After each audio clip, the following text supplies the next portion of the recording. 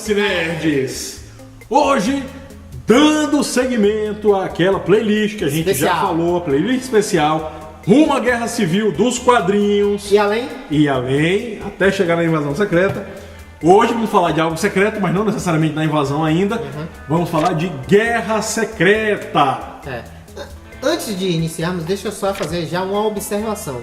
Não confunda esta Guerra Secreta do Nick Fury, que foi publicada... E é no singular, Guerra Secreta. Com Guerras Secretas, que é aquelas famosas Guerras Secretas da Marvel, que começou com a questão do Beyonder, em outro universo, enfim, outro dia a gente fala disso. Que é depois...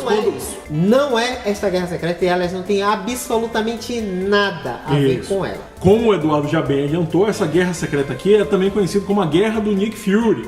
Né? Foi uma guerrinha, uma guerrilha que ele montou, que a gente vai explicar mais ou menos aqui, e para vocês entenderem também o contexto, como é que isso se encaixa na questão do Guerra Civil. Falar um pouquinho da obra, né? Vamos lá. Salvate capa preta, com aquele padrão que a gente já conhece. Isso. Capa vernizada. Exatamente. Guarda bonita, aquela guarda vermelha, né? Que tá dentro. Isso. Com as... Típica, né? A típica guarda vermelha aqui E inicia, como sempre, com um texto introdutório do Marco Lupoi. O Marco Lupoi, ele escreve muito bem. Eu adoro os textos dele, porque, de fato, se você não está colecionando, essa obra faz parte daquelas sequências que formam a lombada. Isso. Mas se você não teve acesso às obras anteriores, não está lendo, o texto do Lupoi te introduz muito bem no contexto da obra. Inclusive, ele adianta alguma coisa da obra. Porque ó, uma coisa interessante aqui que ele fala, né? Como tem a ver com o Nick Fury aqui, ele começa falando, né, na questão, né, da James Bond, Harry Palmer e tal, né? E aí a questão do que pensou, né, do que seria o Nick Fury e tal.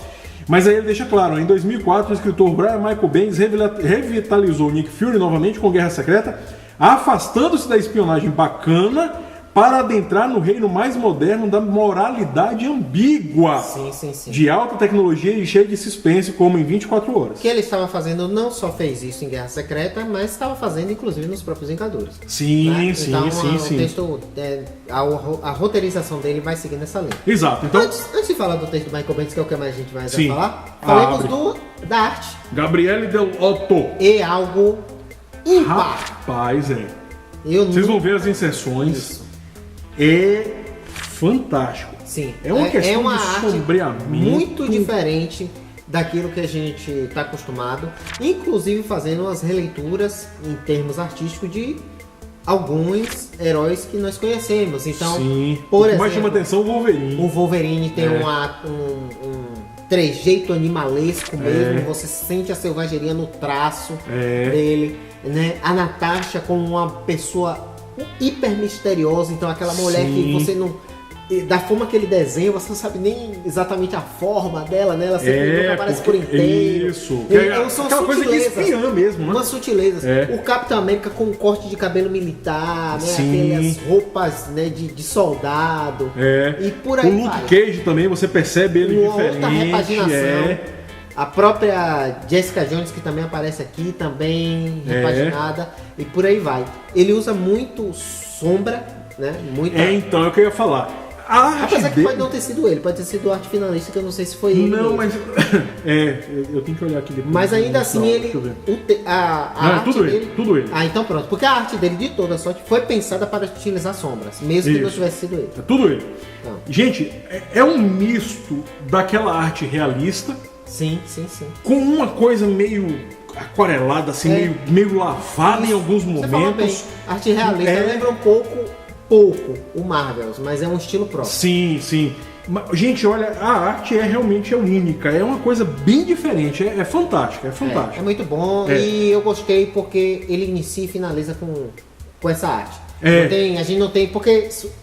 Embora esteja compilado na Salvate capa preta, foram 6 edições, não é isso? 5 edições. E não houve troca de desenhista nesse. Que é muito comum, né? Às vezes você pega um pool de artistas, aí você pega um de grande renome para fazer a primeira, às vezes a segunda, aí no meio você tem alguns intermediários, e aí na última às vezes volta o principal. Mas aqui não, é tudo realmente do Gabriel Del Otto. E é uma obra fantástica. Falemos então agora da obra, Sim. Gente, Brian Michael Bendis Rapaz, o cara escreve demais. Soltando bundas. O cara escreve muito.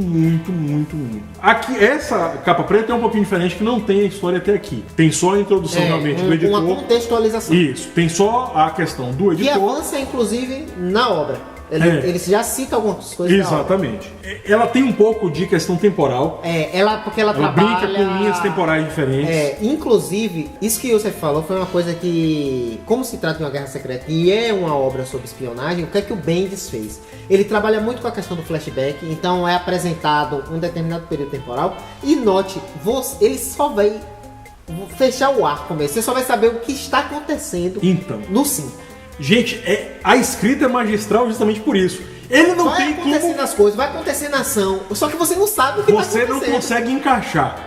Você fala assim, tá, beleza, gente, aconteceu isso, mas você não sabe exatamente o que está acontecendo. O recurso que ele usou de escrita para deixar claro que é uma obra de espionagem, de coisas secretas, arquivos perdidos, aquela coisa de arquivo secreto, nível de segurança, você é um nível SHIELD, você é um agente SHIELD de que nível? Ah não, eu sou nível 7, não, essa informação é nível 9, não está no seu acesso. Você se sente mais ou menos assim. Sim, exatamente. Porque a coisa vai acontecendo e aí brinca com essa linha temporal. Vai tá aqui, daqui a pouco é um flashback, aí daqui a pouco tá explicando uma coisa, voltou pro tempo presente. Normalmente ele apresenta uma consequência e depois ele volta. Só que aí é que tá o ponto. Ele mostra o que aconteceu para chegar nessa consequência, mas ele não faz necessariamente a conexão. Então ainda fica faltando informação. Exatamente. Você sabe que a consequência está relacionada ao fato que foi apresentado no flashback, mas ainda fica faltando o porquê. Isso. Sempre tem um porquê. E aí vamos lá. O que é o contexto, né? Como é que começa a obra? Isso aí acho que dá para isso, spoiler, não é necessariamente spoiler. Se descobre que a SHIELD finalmente faz as contas e ela descobre que os vilões tecnológicos não estavam arrecadando recursos o suficiente para bancar a própria tecnologia que os tornava vilões. Os vilões tecnológicos são aqueles que usam algum artefato, né? Eles não têm necessariamente poderes. O Duende, o Incinerador. Isso. Né? E aí tem uma galeria enorme aqui. O próprio Escorpião e por aí vai. Exato. Então o que se descobre é que há alguém por trás financiando todos esses vilões, e se está financiando, está gastando dinheiro, porque eles não estão tendo um retorno na medida do gasto. Isso. Então, aí vem o grande porquê da obra. Por que esse vilão está financiando outros vilões? Pois é. E é interessante que coloca o Nick Fury e a própria SHIELD com esse papel mesmo. Nós estamos aqui, espião. O Nick Fury é um espião, um agente, é um espião. E aí ele chega apresentando esses dados tal, e aí ele conclui que é um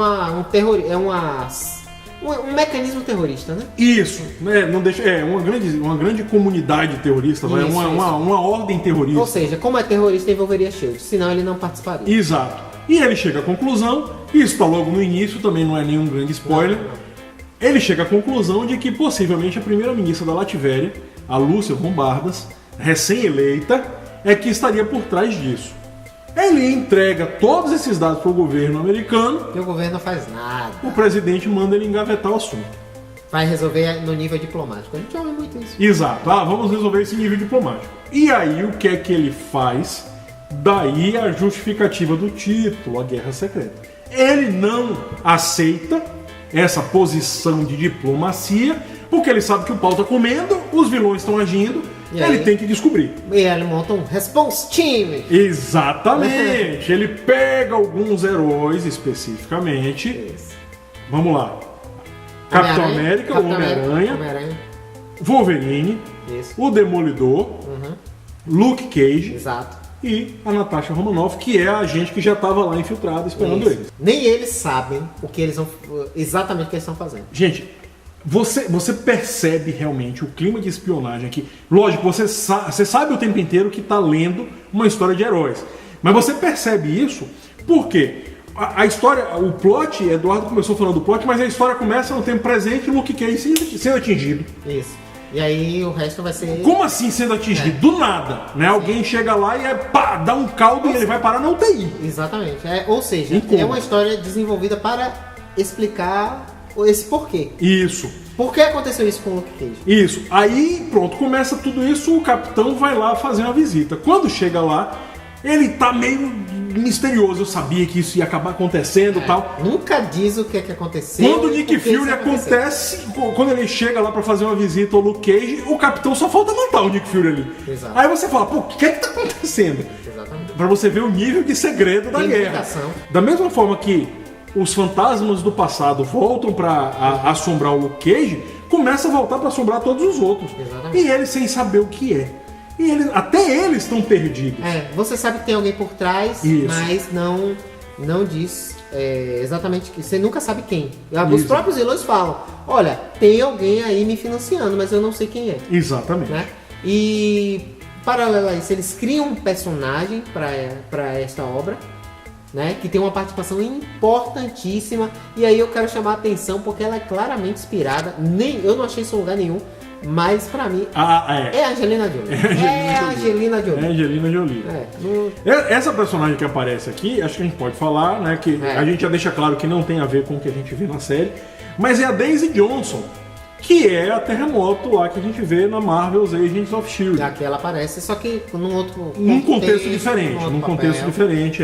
E o interessante da obra é porque ela tem o mesmo nível de acesso do Nick Fury. É isso. E aí, ó. O que é interessantíssimo aqui. Só que ela tem 18 anos. A gente nível 10. Exato. E aí o que é interessante é que a gente sempre tem, a gente vai colocar em inserção, justamente a página de login do sistema da S.H.I.E.L.D. À medida que a obra vai avançando, a gente tem essas páginas. E, gente, aí vai apresentar, tem acesso aos dados dos personagens que estão sendo apresentados. Tanto vilão como herói. E é como se você estivesse lendo a ficha da S.H.I.E.L.D. Exatamente. O que é que a S.H.I.E.L.D. sabe sobre o Homem-Aranha? Isso. Sabe, aí tem lá a lista de inimigos comuns dele, se sabe a identidade secreta ou não, se quem é o atual cônjuge dele, qual é o status, ser casado, ser solteiro. Aí tem relatórios aqui de interrogatórios que foram feitos logo com o primeiro. Isso, a transcrição dos diálogos. Rapaz, isso enriquece de um jeito. Você se sente realmente lendo algo relacionado à espionagem, porque isso lhe dá uma inserção no contexto. Gente, a Viúva Negra, até o nome verdadeiro que a gente sabe, a gente conhece pelo menos o nome que ela apresenta, mas até isso aqui é sigiloso. Aí, vulgo, que é o Viúva Negra, o resto é tudo sigiloso. Nem a ficha do próprio Nick Fury tá assim. Pois é. E aí, a história vai num crescendo, que o que é envolvente na história, no roteiro do Brian Michael Bendis aqui, é justamente que você percebe que eles estão perdidos da mesma forma que você. Sim. Porque ninguém sabe o que está acontecendo. É aquela questão que é tratada até no filme do Capitão América, do Soldado Invernal, que percebe que ele trabalhou aqui com a compartimização, que é você diz o que os caras têm que fazer e cada um tem uma fração da informação, mas ninguém tem a informação inteira. Então, por isso que ninguém sabe o que está acontecendo. Exatamente. Por isso que é aquela história também. Se for capturado, você não pode revelar tudo, porque você não sabe. Porque toda a informação da missão está toda compartimentalizada, né? E aí, o único que sabe tudo é o próprio Nick. É o próprio Nick. Então acho que já tá bom. Sim. Então é isso. Né? Guerra Secreta, ela é importantíssima. No próximo vídeo a gente vai fazer referência. Ela traz consequências para os personagens que serão apresentados na Guerra Civil. Queria só chamar um detalhe, porque é um pequeno spoiler, mas na verdade é algo que já foi tratado. O Demolidor, ele se encontra com o Homem-Aranha, né? E eles sabem, aí é referenciado que eles sabem a identidade um do outro, que foi algo que apareceu nas edições histórica do Homem-Aranha, da Salvate Capa Branca. Isso. Que tem a história lá que os dois se encontram e revelam a identidade um pro outro. Que essa trata na Salvate Capa Branca, que é a morte da Jean DeWolff. Exatamente. Então, não faz referência direta, mas aí eles relembram que eles sabem a identidade um do outro, que é justamente essa obra. Exato. Então é isso. Vale muito a pena. Demais. A arte é ímpar. A história em que pese fazer parte de um contexto pode ser lida de forma separada. O texto do Lupoi faz esse bom papel de contextualizar o suficiente para que você possa comprar só essa obra aí e lê-la. Você consegue ler ela fechada, porque ela é uma obra fechada em si.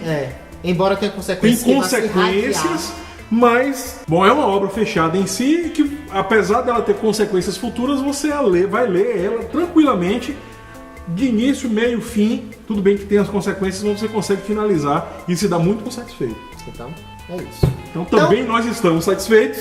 Vamos com mais uma obra finalizada aí rumo à Guerra Civil. Estamos chegando perto, hein? Exatamente, tá pertinho. Levando em consideração o agente Nick Fury que cria uma rede de agentes, um time de resposta para a sua guerra secreta e usa nossa frase de efeito.